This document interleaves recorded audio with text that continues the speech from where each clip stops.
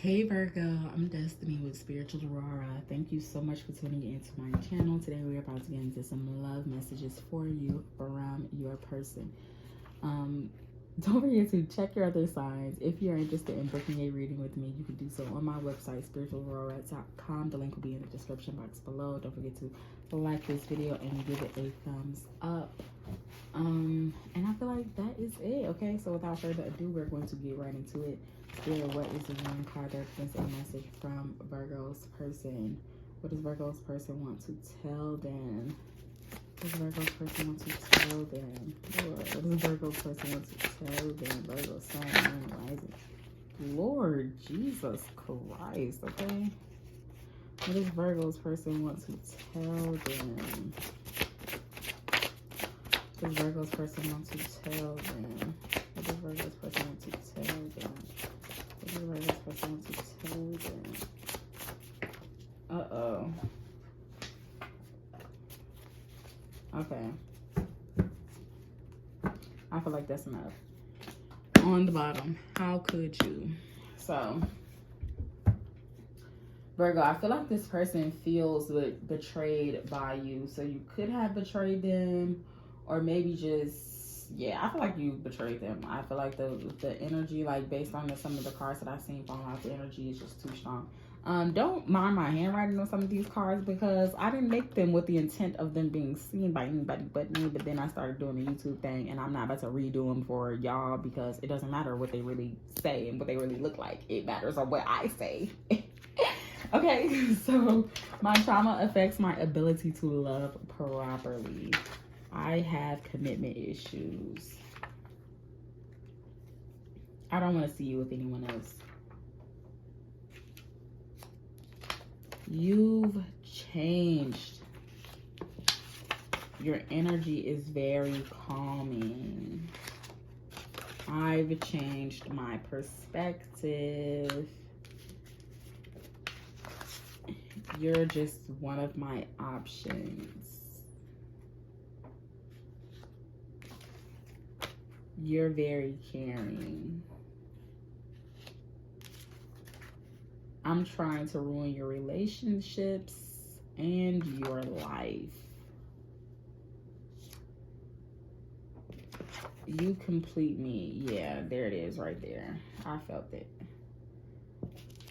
Okay.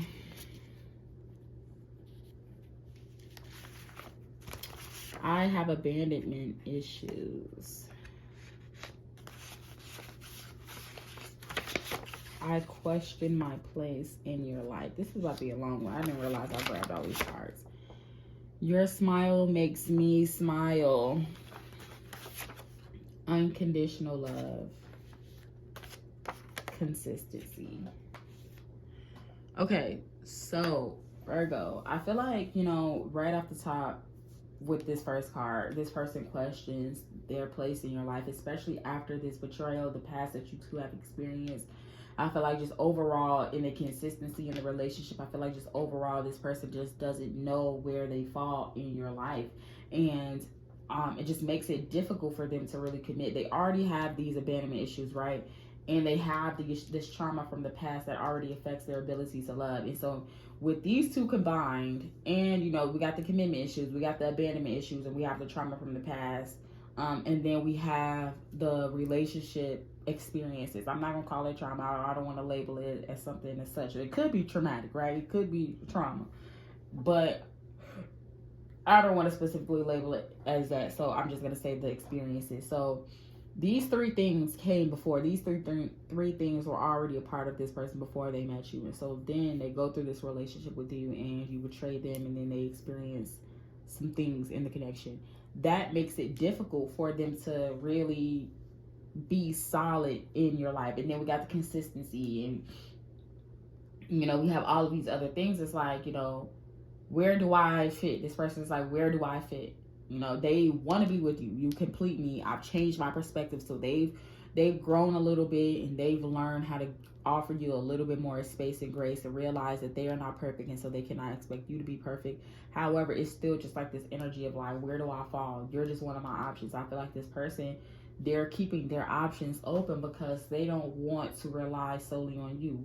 because they don't want to have that possibility of you leaving them like someone else did in their past. They don't want to feel left by you. They don't want to feel left out, especially already considering that they already feel left out. They want to still protect themselves in some regard by still, you know, talking to other people, dating other people or whatever on the side. You could classify this as cheating. But I don't really feel like, it's like, yes, they are cheating. Technically they are cheating, but this is a level of cheating that's based in like flight or fight or like survival mode. This person is cheating to help to help to avoid potentially being heartbroken, to help to avoid potentially being abandoned. In their mind, if they have other people on the roster and their star player gets drafted by another team, they're not going to feel completely alone. They're not going to feel completely out in the dark or out in the cold. They're going to feel like, okay, at least I have a chance. You know, I don't have to start from scratch. I don't have to just scramble and try to figure out like what's next for me. Even though it's not the best to dive into another relationship, this person just wants to have something to fall back on, some type of something. They don't want to put all of their eggs in one basket and then that basket doesn't fall through and now they're left with nothing.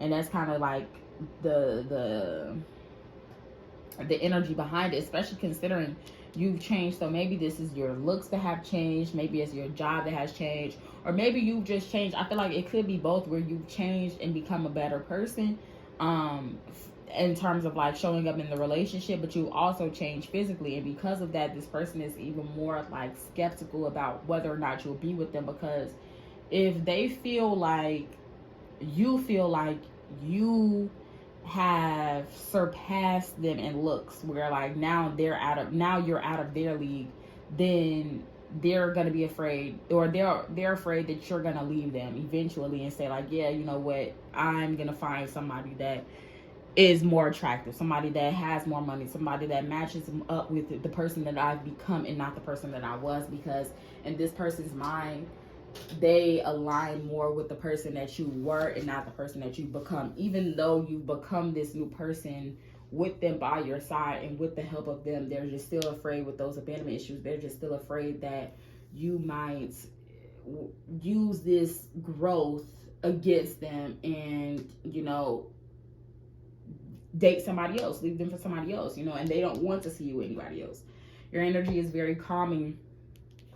Even with these abandonment issues, I feel like you just offer a level of stability and comfort to them, and that's what makes it even more nerve-wracking and scary for them to date you, because it's like, if I find solace and comfort in this person and they leave me just like the other people, or just like the people have done in the past, then what does that say about me? You know, what does that say about the kind of people that I have in my life? What does that say about, you know, my judgment? Like, am I, even though in the past the people that have left them might not have been their fault. It could have been their parents, right? Like, your parents leaving you has nothing to do with you. It doesn't matter. That's not how abandonment issues work. They don't really work off logic. They work off kind of emotion and experiences.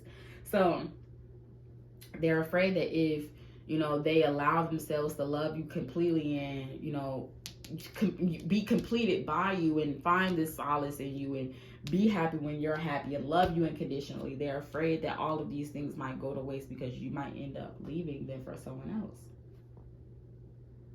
And so that's why we have this, I'm trying to ruin your life and your relationships, because it's not that they're trying to ruin your life and your relationships, but a part of them feels like they could tell you, like, yeah, like, I'll hurt you. I'm not going to say the K word because I don't know what YouTube allows, but they might say, I'll hurt you if you leave me, or I'll do this if you leave me, I'll do that if you leave me. And that's just them telling you, that's just them saying, like, if you leave me, I'll never be the same, and so I'll ensure that you'll never be the same. Like, if I can't have you, no one will. If they're saying that if they cannot have you, no one will. And that's not to say that they'll K-word you. That's more so them saying that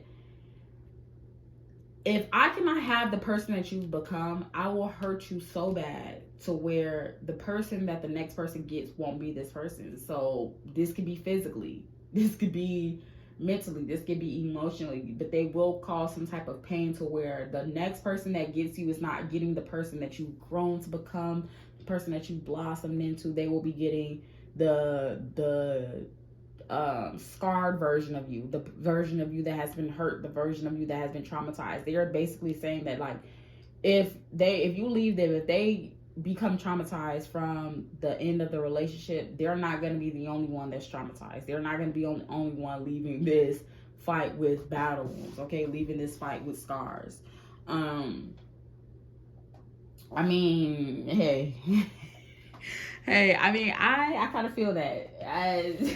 That sounds toxic, but I mean, yeah, like, you have me on edge. That's all it is. I think you're incredibly intelligent. I just feel like you have this person on edge, especially with those abandonment issues, those commitment issues, you know, that trauma. Like, they just don't really know. And then they, like I said, they question their place in your life. So they just don't really know where they fall in your life, you know, in the roster, on the game, on the scoreboard. Like, they don't know. And so that's why they do and say certain things, because they're trying to protect their heart. They're trying to give themselves that level of protection and security that they haven't received in the past, and that they haven't received in this relationship. Because if they were completely secure and feeling safe, then half of these cards wouldn't be here, okay? So with that being said, that is all I have to say, Virgo. Thank you so much for listening.